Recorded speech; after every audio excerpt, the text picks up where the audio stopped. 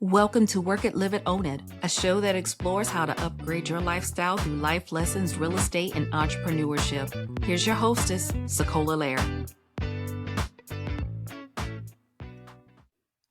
Have you ever heard the expression, if you want something done right, then do it yourself? Well, in today's discussion, it's dedicated to something that is so close to my heart, and that is how to train people to treat you in your everyday life. Let's face it, we all want to be treated with respect and kindness and understanding, but sometimes people may not fully understand our boundaries or our preferences. And that's where self-awareness and communication come into play. So let's dive in. When I say that this is something near and dear to my heart, I mean it's something that I'm still working on in my everyday life. Have I mastered it? Absolutely not. But each day I try to improve. And so I want to share with you today 7 strategies, 7 tips that can help you, that I'm still using, that I'm still working on every single day. So one of the first steps is training people how to treat you is the best way to get to know yourself better. Self-awareness comes into play, taking the time to get to know yourself, who you are, what you represent. And let's face it, I know for me as a teenager, I was so focused on the future and becoming an adult. I didn't really take the time to know what I liked, what I didn't like. And things change over time from the time you're a teenager to the time you're an adult. Those things change. However, mm, however, you think about it as adults. We go into work. We get up, we go to work, we fight commuting traffic, we go to work, we interact with people. We try to survive the day. A lot of people feel that way. We shouldn't try to survive the day, but we do. Then we go home. Sometimes we veg out in front of the television. When do we actually take the time to get to know ourselves better? Well, in order to get to know yourself better, sometimes you are going to have to turn off that television. Sometimes you are going to have to take time out during the day to actually get to know yourself. Spend time with yourself. Do the things that you enjoy. Find things that you enjoy. But more importantly, reflect on your values, your needs, and your personal boundaries. You hear the term now all the time, triggered. I was triggered. They triggered me. Part of knowing what triggers you is knowing yourself. Some people call it hooks because it gnaws at you, right? And one way that I've learned through therapy is to recognize what those hooks are, identify them. And if you know that something is a major hook for you, think of it like this. You're a fish.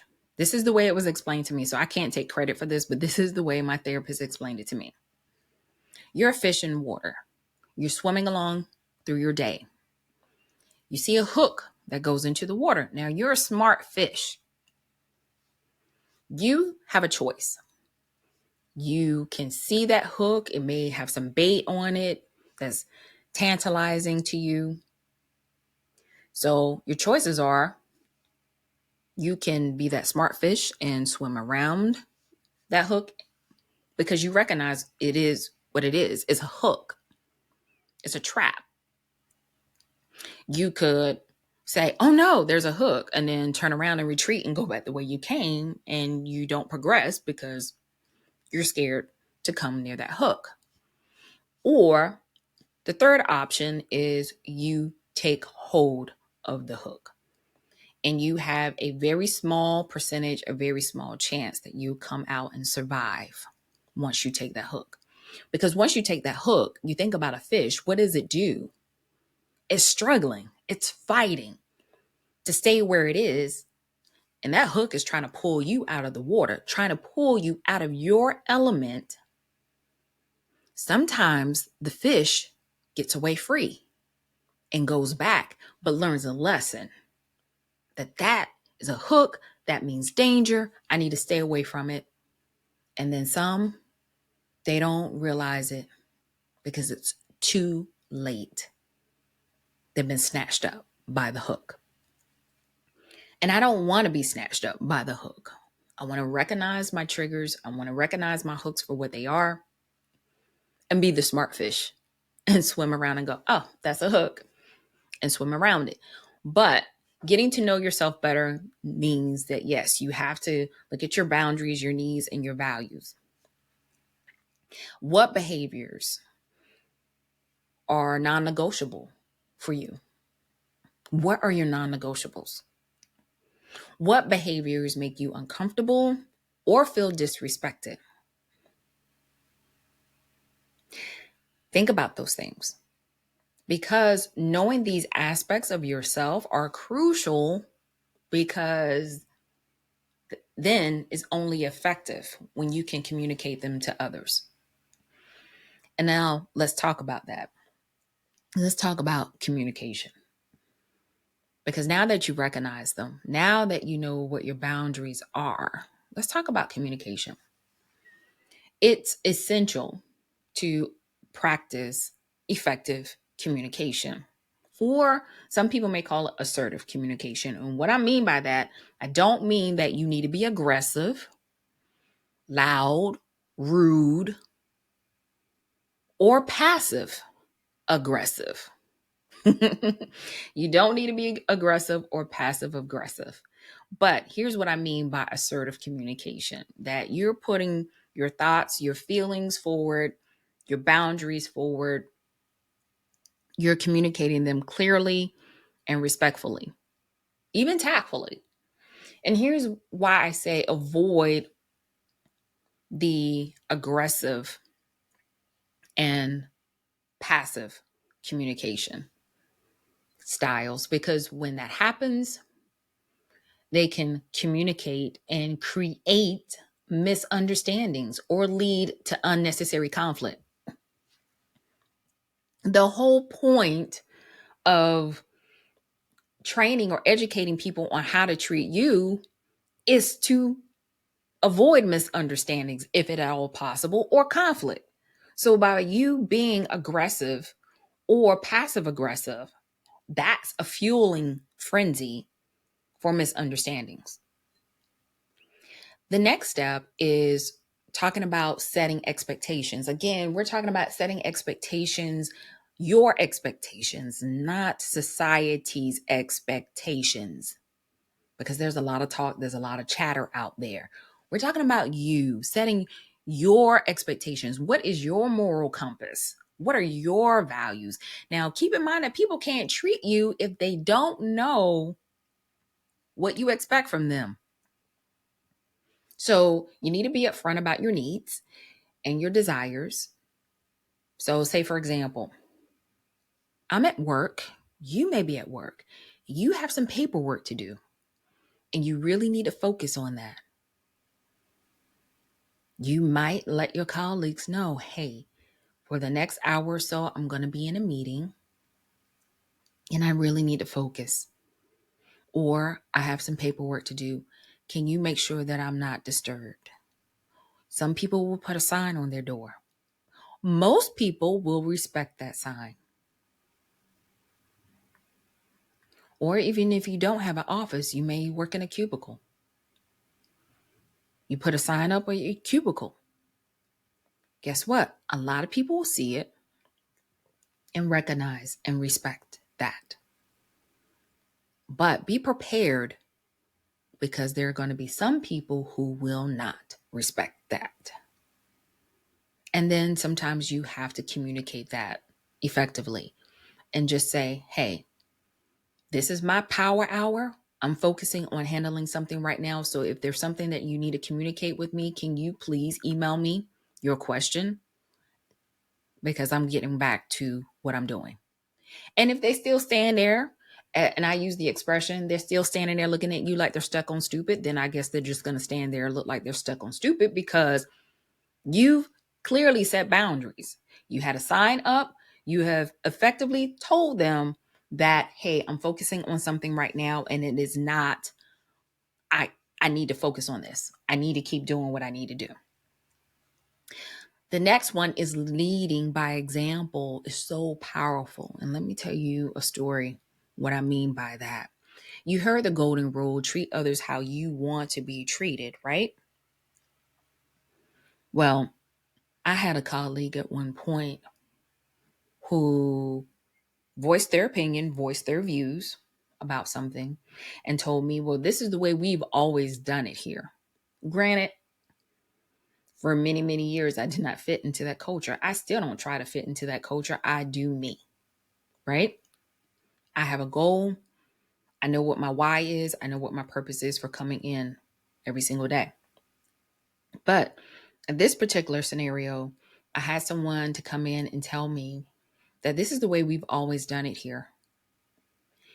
And I had to tell them that even though the students may not like the change at first, students are very quick to adapt. Children and teenagers, they can adapt quicker than adults can. I said, but students also know what they can get away with in one classroom versus what they can't get away with in another classroom. Because the teachers are two different people. They have two different styles of classroom management. So if you're an educator and you're listening to this, you know exactly what I'm talking about, right? How is it any different in this particular environment? Here are the expectations. This is what we're going to model. This is what I'm expecting the students to follow. That was it. That was the end of the conversation. I had nothing else to say about that. Now they hem and hawed and went and complained to whomever that wanted to listen to that choir. And that was perfectly okay. But I set the expectation. Now keep in mind, there were students around, and this colleague was not quiet about their thoughts and their feelings. I kept it even toned, even though it was getting under my skin. I'm not gonna lie, I'm imperfect. It was getting on my nerves. It was getting on my nerves badly. But I knew that I had students watching and observing. And a couple of days later, I had a student who was actually listening to that conversation. And they said to me, Miss Lair, people are really trying to try you here. But I really liked how you explained what you said, what your response was. You said, this is the expectation here. I like that. So leading by example is powerful. Not everybody is going to follow suit. Not everybody is going to embody the behavior that you desire. But guess what? A lot of people are more likely to follow suit. So even when you think no one is watching, even when you think no one is listening and hearing or seeing or observing, they are. A lot of times they may not say anything. But your example can be so powerful that it may move them to practice that golden rule. Now, the next step is to embrace constructive feedback. If we're going to be open enough to express ourselves, to talk about how we're feeling, what our values are, how we want to be treated, we need to be open to receiving constructive feedback. Here's what I mean. Say, sometimes people may not be aware of how their actions affect you. They're going on with their day. You're upset. You've allowed yourself to get all worked up because of how they've come to you, and they don't even realize it.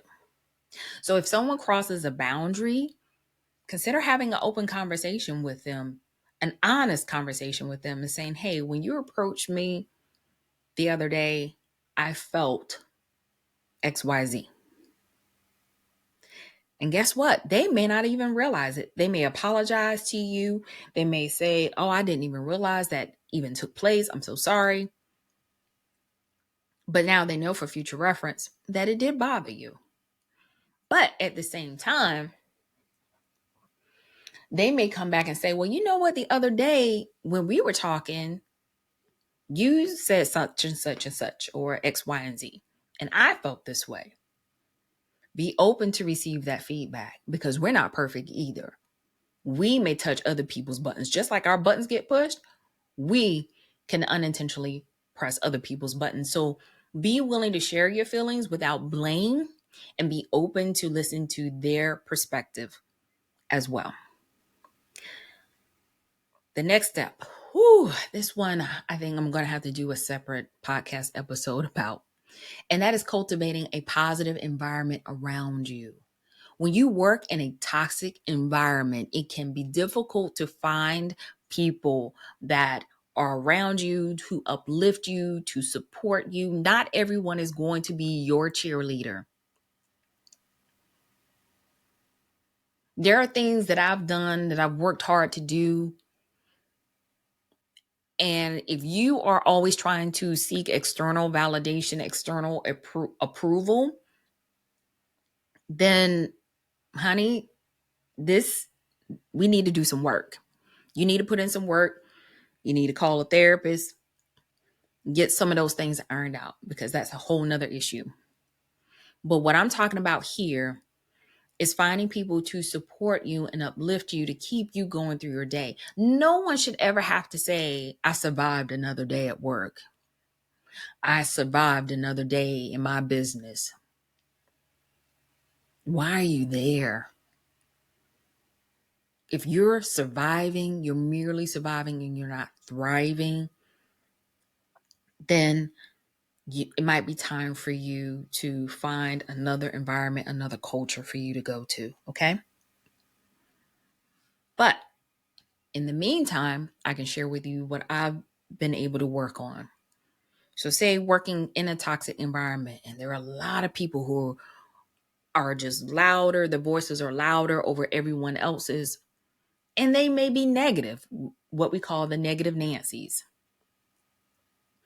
They don't have anything positive or productive to say out of their mouths. It happens. Have you ever been there? Do you currently work somewhere like that? But guess what?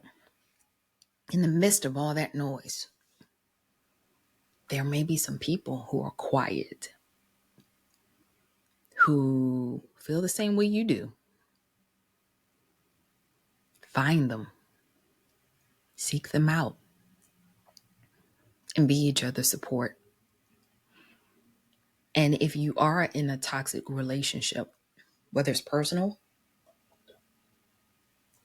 or professional, I would say to you, let go of the toxic relationships that drain your energy and leave you feeling unvalued. Don't work somewhere where you feel unvalued, unappreciated. Don't be in a relationship. Don't be around people who make you feel that way. It's a choice. It's a choice that you have. So, last one. Be patient. Be consistent. Training people on how to treat you does not happen overnight. It is a continuous work in progress. It is a process of learning. It's a process of growth. Be patient with yourself and others as you navigate this journey. So, last few tips that I'm going to share with you is I've set boundaries for myself in my workday. I get tons of emails. And if I spent my entire day just with my emails, pinging on my phone, would I ever get anything done? Would I be productive? No, I would not. So I had a job at one point where by the time I walked in, it was, I need this, I need that, I need this. Did you get my email? Da, da, da, da, da. I couldn't even put my stuff down on my desk before. Da, da, da, da, da, da, da. I need this, I need that. Did you get my email? And it bothered me to no end. So I said, there's got to be a way that I can be proactive and not reactive. I set a boundary. 9 a.m., 12 p.m., 3 p.m., 3 times a day, I check my email. If you send an email after 3 p.m., I'm not catching it until 9 a.m. the next day. If I walk in and someone says, "Did you get my email?" Instead of being reactive, you know what I did? I worked with my cognitive behavioral therapist and I wrote out responses. I know it sounds crazy, right? I wrote out responses that I could say to people that were not aggressive or passive aggressive, but it got them to slow up and got them to think. And I would ask them, when did you send the email? Oh, I sent it 7:00 this morning. Oh, well, that's the issue because I don't check my email until 9:00. What? You don't check it till 9:00? That's right. Because when I come in, I set the tone for my day. I get lined up things that I'm going to handle and do for my job today. And then I will respond to people accordingly. But I need this. Okay. Then that's why you and I are having a conversation right now. What is it that you need? But they knew from then on, don't email her because she's not going to check it until 9 a.m. You got that right. It is what it is. That's my boundary. You either respect it or you don't. Another boundary that I set was not allowing people to come to me and just start spewing what they want. And yes, I did say the word spew. Not just spewing off what they want. I need da X, Y, and Z, whatever.